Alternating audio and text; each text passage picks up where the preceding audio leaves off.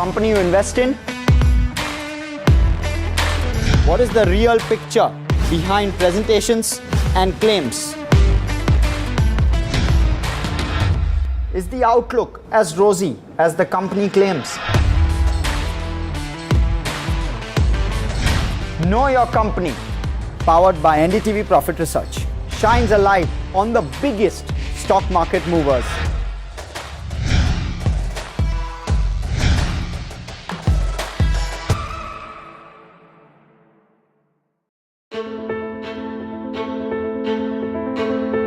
News is not just headlines, it is what impacts you. And news should never be mistaken for noise. What matters is the reality. Accurate, in-depth, and with the right perspective. For over 20 years, I have been a journalist and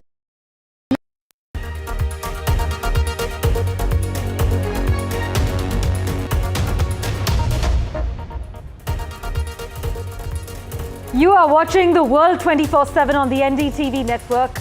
I'm Parmeshwar Bava. We've got an action-packed bulletin lined up for you. Let's begin with the top stories you need to know. The Donald Trump administration has blocked Harvard University from enrolling international students. A major escalation in the White House's conflict with the US's oldest college. Harvard will likely challenge the move in court.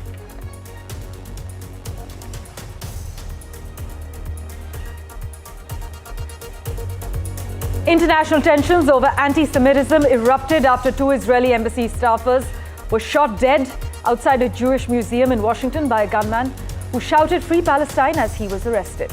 Trump and Netanyahu speak after the staffers were killed. The United States House narrowly passed Republicans' sweeping tax and spending package, though Wall Street appears less enthusiastic about this so-called Big Beautiful Bill.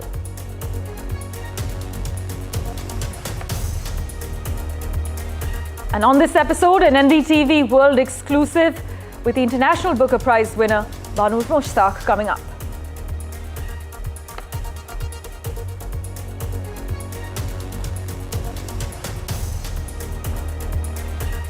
OpenAI plans to build a massive artificial intelligence data center in Abu Dhabi, the company's first large-scale project outside the US.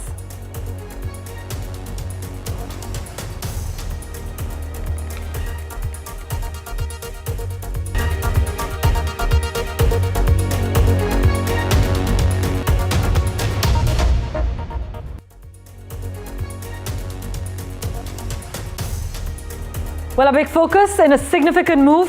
The Donald Trump administration in the US stepped up its clash with Harvard University by stripping the school of its right to admit international students. This decision has left thousands of foreign students, including hundreds from India, in a state of uncertainty, as you can imagine.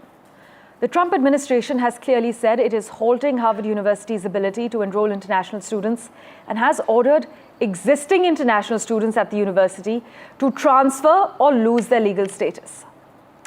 The international students have been told to either transfer to another institution or risk losing their legal status in the US. In fact, Harvard's official website says that anywhere between 500 to 800 Indian students and scholars are part of the university every year. Right now, 788 students from India are currently enrolled at the university, so this move could significantly affect Harvard, which enrolls nearly 6,800 international students, most of them in graduate programs. Listen in to the US government's official response regarding the matter. Yes, that's exactly right. And this program has been in place for a very long time. These policies have been in place for a long time, and Harvard brought these consequences upon themselves. They have promoted and allowed violent activity on campus. They have allowed anti-Semitism, participation with CCP and Chinese infiltration and influence on their campus, and they haven't protected their students. So we have given them multiple opportunities to share criminal activity with us, backgrounds on these students, to let us conduct the oversight into this program that is our responsibility, and they have refused to do so. So today I sent them a letter that said they will no longer be allowed to participate in this student exchange visitor program, and that's up to 27% of their enrolled students. So it's significant. Any foreign student that wishes to get an education in this country that is attending Harvard and not participating in this criminal activity, they will have to find another university to go to because. And for an expert's view on the matter, joining us live from Texas at the moment, senior attorney Jeff Killow. And we'll also have alumni of the Harvard University, Professor Richard Painter, with us in just a few moments. Jeff, thank you so much for your time joining us on NDTV. Legally speaking, how shaky or solid is the Trump administration's decision to revoke Harvard's ability to host F1 and J1 visa students? They, in fact, say that 27% of their students are actually international students. Yeah, it's hard. I mean, obviously, Harvard has already come out and said they plan to, fight this decision. Administration of the CVIS program, it's pretty clear in the regulations as far as what's required for a university to be certified in the program. The reporting requirements, are pretty clear as well but they're really largely based on making sure that the university updates student address information, is reporting, their work information. The universities maintain their compliance in all these, fairly standard areas. And so the administration's letter today really goes beyond that. And it does open them up to challenge, but at the same time, a challenge could take a while. In the letter, the administration gave Harvard 72 hours to provide a number of materials, from the last 5+ years, related to their foreign student population. But that goes beyond, again, what's in the regulations for maintaining compliance with CVIS. So it'll be interesting to see how quickly this moves with Harvard and their challenges, likely end up in court. Well, we'll be keeping a close eye on all the developments. But the administration, meanwhile, Jeff, is framing this as a crackdown on anti-Semitism and anti-Americanism. Can such claims legally underpin visa revocations? Well, for an individual, if they have, issues in their past related to those issues, that could certainly be an issue. For the university itself, the reporting requirements as part of the CVIS program are reporting, making sure students are attending classes, making sure the students themselves are staying out of trouble. So if someone has been arrested before and Harvard's not reporting that, that could certainly be an issue. But again, the letter today goes well beyond that. And it includes, it seems to be another escalating step in the administration's war against, some of our elite universities. That they frame it, they talk about how they took away funding from Harvard as well. Right. So, this is part of a larger pattern. Right. I'm told we have Professor Richard Painter with us as well, who's alumni of the Harvard University. Professor Painter, Harvard has clearly called the US government's action unlawful, but as someone shaped by Harvard's global ecosystem, what's your first reaction to the Trump administration pulling the plug on international student enrollments?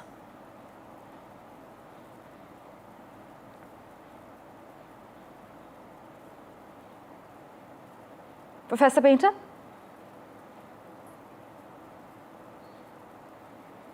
Right, we seem to have some audio issues with Professor Painter at the moment. Jeff, to you quickly.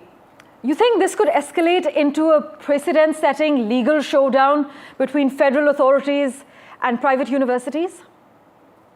Yeah, they've already made that clear, and the Trump administration intends to target foreign students who are here in the United States studying. They've released new rules and guidance as far as reviewing applicants for visas, foreign social media history. They've also, over the past several months, there were, I think, around 5,000 foreign students who had their CVIS records terminated on an individual basis. And so, that was actually enjoined in court today. But you've seen, this pattern of activity amping up the pressure on foreign students and the scrutiny that's being applied to foreign students.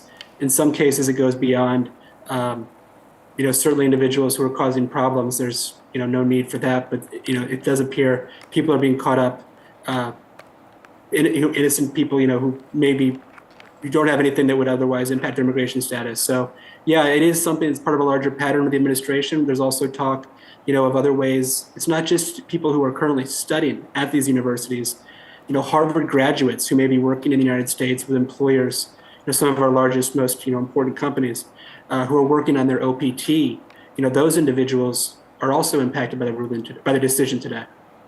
Right. Meanwhile, Secretary Noem says that Harvard's non-compliance with record requests has justified this entire move. But from a legal standpoint, does due process seem to have been followed?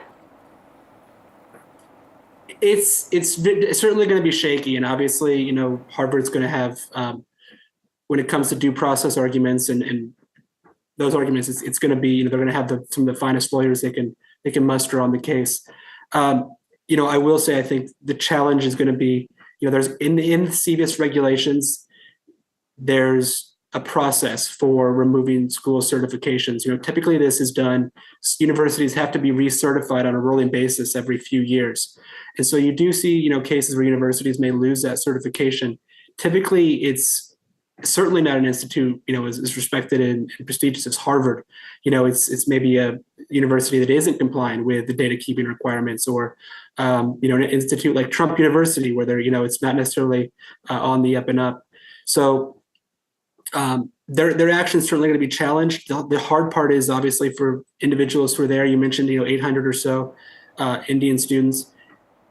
It's not going to resolve overnight. The administration is looking for a fight, it seems, and they're not going to. It's not going to be as simple as Harvard responding to the letter, providing the materials. Even if they do that, who knows what would happen to the CVIS certification? Well, as we wrap, Jeff, then how strong would you say Harvard's legal position is if this ends up at an apex court, at the Supreme Court, and what timeline are we realistically looking at? I think obviously they've given Harvard 72 hours to provide additional documentation. There have been ongoing discussions, and I don't know the nature of those with the university. For those individuals who are impacted directly already, obviously, they will be needing to look for alternative ways to stay in the United States, whether it's obtaining some sort of visa or status through a spouse, or employment, or short-term visas or other options, in university settings. Because unless Harvard is certified to enroll students through CVIS, they obviously won't be able to go back to Harvard. Right. Well, Jeff, thank you so much for joining us with the clarifications that we crucially needed at this point. We will, of course, revert to you for regular updates. Thank you. Wish it was on better news. Well, with that, let's turn our attention to the other big story we're tracking from the US. The man accused of fatally shooting 2 staff members of the Israeli embassy in Washington outside a Jewish museum told police after his arrest that he did it for Palestine and he did it for Gaza. This is what federal authorities have confirmed in announcing charges in the killings they called a targeted act of terrorism. The stunning attack prompted Israeli missions to beef up their security, also lower their flags to half-staff. And it came as Israel pursues another major offensive in the Gaza Strip in the war with Hamas that has heightened tensions across the Middle East and internationally, and that law enforcement officials have repeatedly warned could inspire violence in the US. We have reactions lined up for you from Netanyahu as well as an attorney. Listen in. Last night in Washington, something horrific happened. A brutal terrorist shot in cold blood a young, beautiful couple, Yaron Lishinsky and Sarah Milgram. Yaron had just bought an engagement ring for Sarah. He was planning to give it to her in Jerusalem next week. They were planning to start a new and happy life together. Well, that tragically did not happen. Yaron and Sarah weren't the victims of a random crime. The terrorist who cruelly gunned them down did so for one reason and one reason alone. He wanted to kill Jews. And as he was taken away, he chanted, "Free Palestine." This is exactly the same chant we heard on October 7th. The president and the attorney general have both indicated that, in cases where the death penalty is warranted and seems appropriate, we will use it. It's far too early to say whether that is the case, but this is a death penalty eligible case. Meanwhile, a woman was shot by CIA security after she drove up to a gate at the agency's headquarters and failed to stop. This is what reports state. The woman was taken to a medical facility with what law enforcement officials believed was a non-fatal gunshot wound to the upper body.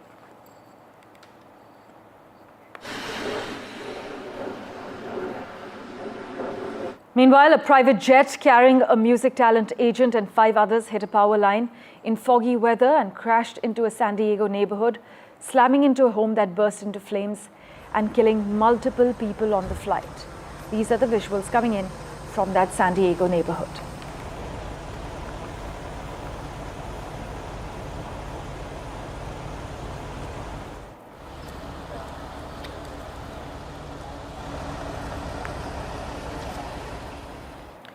With that, let's turn our attention to the other big story we're tracking on NDTV.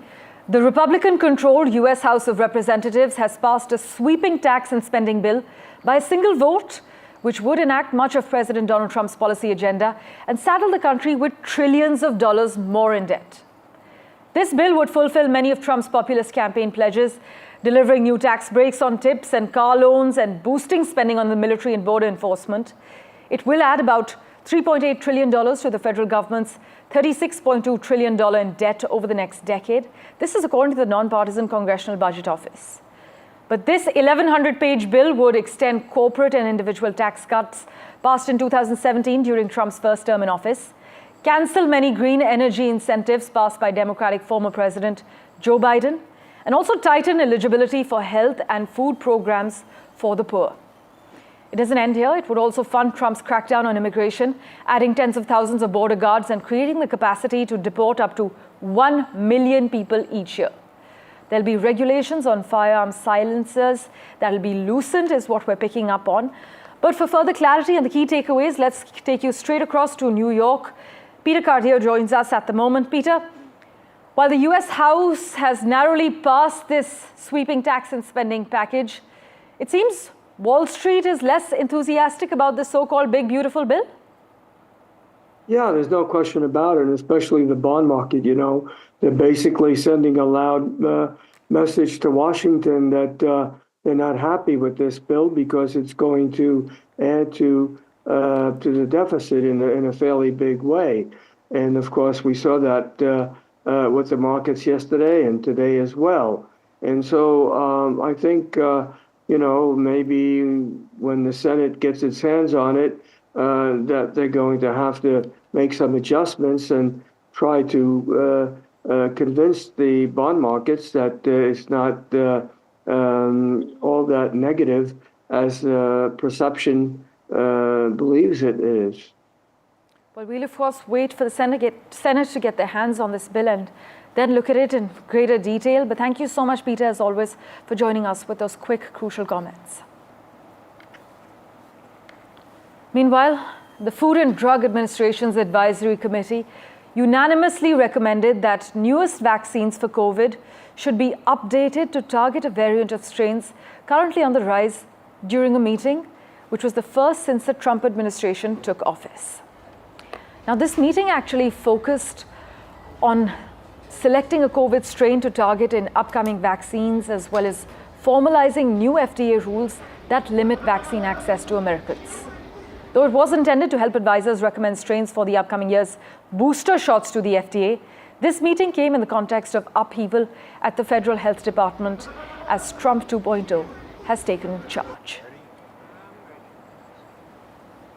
There we go. Breathe. Slipping into a very quick commercial break for now. Back in a moment with much more. Do stay tuned.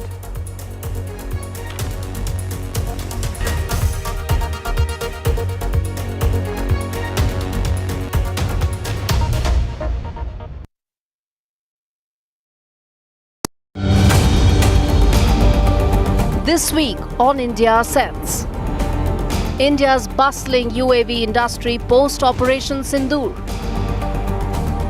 Northeast connectivity, how New Delhi is cutting out the Dhaka threat. And with its CPEC tentacles in Afghanistan, China readies to drain Kabul. All this and more only on India Sense with me, Gauri Dwivedi, at these timings on the NDTV network.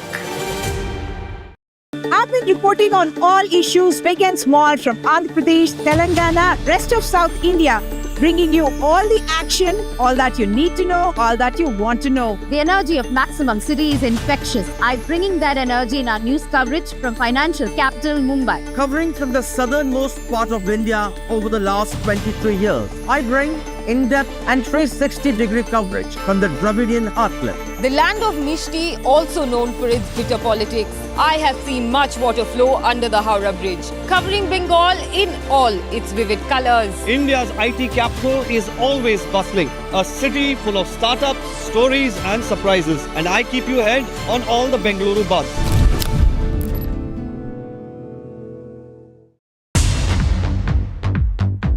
More news that matters. Big exclusive. Tulsi Gabbard gunned down by Pakistan-backed cowards. When you interact with people on ground, you're able to reflect their sentiments much better. More debates that shake the system. More exclusives you won't find anywhere else. Not just another prime time. It's a prime time that's unmissable. If it matters to you, if it matters to you, if it matters to you, it matters to India. It matters to India. And it matters to me. And it matters to me. India Matters with Shivaru. Only on NDTV 24/7. How often have you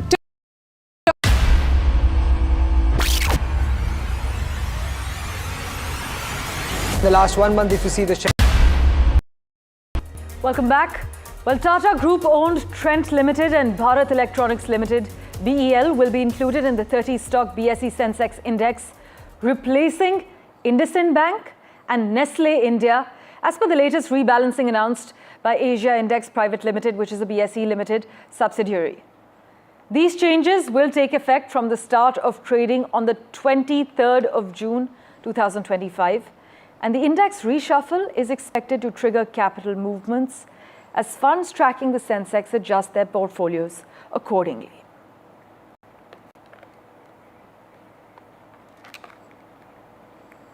With that, let's turn our attention now to the United Kingdom, where long-term net migration in Britain actually fell by 50% in 2024.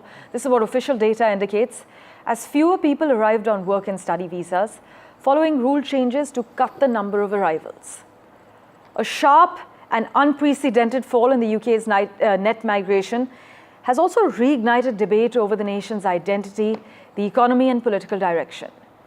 But this new data from the Office for National Statistics reveals that net migration dropped to 4,31,000 in 2024, nearly halving from 8,60,000 the previous year. So this 49.9% decline, to be precise, marks the steepest annual percentage drop since the pandemic and the largest numerical fall on record.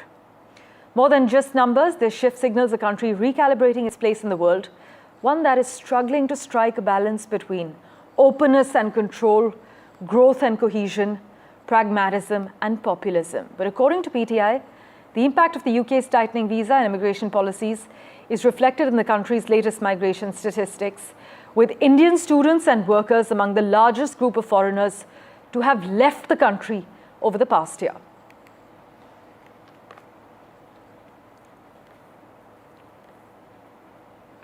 Switching tracks, well, the United States would bear legal responsibility in the event of an Israeli attack on Iranian nuclear facilities. This is what Foreign Minister Abbas Araghchi has clearly said, following a CNN report that Israel might be preparing strikes on Iran.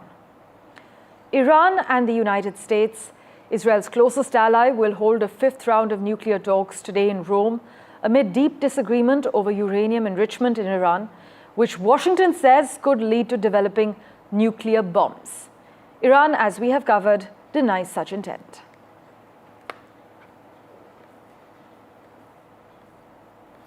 Meanwhile, OpenAI plans to build a massive artificial intelligence data center in Abu Dhabi, the company's first large-scale project outside the United States. This project, in partnership with United Arab Emirates firm G42, is set to become one of the most powerful AI computing clusters, reaching a capacity of 1 gigawatt.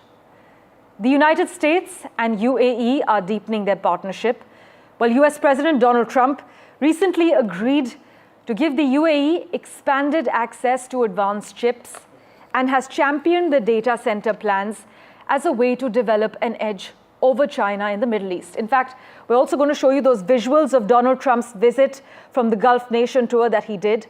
But some US officials worry about what they see as an offshoring of American AI capabilities and also a lack of security guarantees to limit Beijing's access to the chips.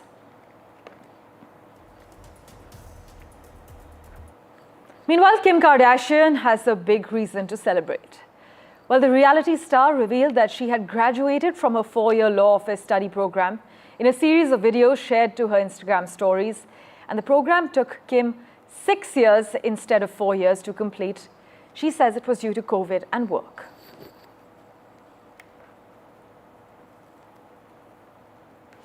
Meanwhile, to the lady who has created history and brought pride to the entire nation, Banu Mushtaq, well, she's become the first Kannada writer to win the Booker Prize.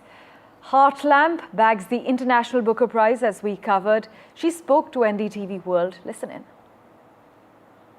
Your thought-provoking writings have opened up to the entire English-speaking audience through the translation by Deepa, and it really provided the kind of purpose that many Indian women were looking in terms of voicing their thoughts. And let me start by asking you, Banuji, how your writings are almost like a life's journey, chronicling experiences across 3 decades. How do you feel when it struck a chord with a global audience? Yeah, I'm extremely happy. It's an incredible journey I have gone through, because all this started during 2022, when one of my story was translated by Deepa Bharti and submitted to a contest. It was once again the same process, long-listed, shortlisted, and it won the contest. The part of the package was one complete book of that author would be published in English. So afterwards, we could not stop the process. It went on, and it has landed in the Booker Prize Award. Indeed. Your writings, many feel, are actually a reflection of your personal experiences, isn't it? Of many women in Muslim societies, in patriarchal societies in India. What do you think the global English-speaking audience found most compelling in these experiences, in these stories? Yeah, global English audience, they were highly impressed by this characterization, the fiction, and the way of storytelling. They're impressed even by the style. They say it starts in an innocent way and gives an abrupt shock during the course of the story. And they are impressed by so many things that they discussed in my previous, introductions to the press and the Booker Committee, jury's speech, everything. I have come to the conclusion that it is a new thing that they are going through, because the entire stories which are in Heartlamp, they are socially committed pieces of their lives. They are individual experiences which have been documented by me, but it is not it is not only the real stories. They are not only the real experiences, but also it has grown in mind in a fiction, and it has come to this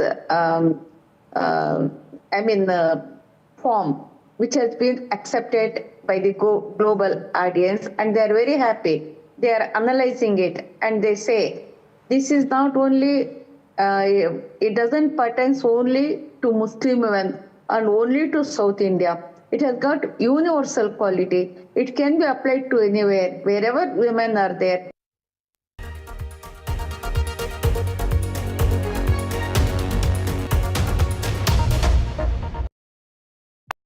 In today's interconnected world, India's voice is more crucial than ever. When India speaks, the world listens. At NDTV World, we are that voice, bringing you intelligent and insightful news from India and beyond. From geopolitics and diplomacy to economic shifts, migrations, tech disruptions, and the stories of our diaspora. We cover the news that shapes our global future. NDTV World, your new home for global news is here. These are the visuals that are coming in. Let's go full frame with it. For every big news story. You can't defend the indefensible Ruchira Kamboj, but that's what Pakistan has been doing for a very, very long time. We are sifting through a lot of information. Some is right, some is not right. But I think we are India tunes in to NDTV. In fact, on NDTV, like we've been doing for the last few hours, we've been for fast, clear, and credible news. We've also been, busting a lot of misinformation that's been coming in. When I was standing on the road, I saw these lights going off in the sky, and I could hear where credibility sounds of like comes what sound first. like blasts happening. When Pakistan started shelling and first shell landed here, you can see this. Well, we have reached at ground zero, and this village is NDTV. First, fast, factual.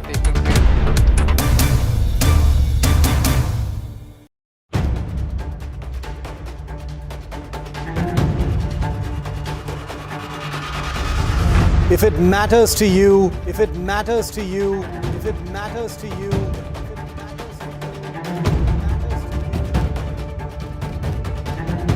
It matters to India. It matters to India.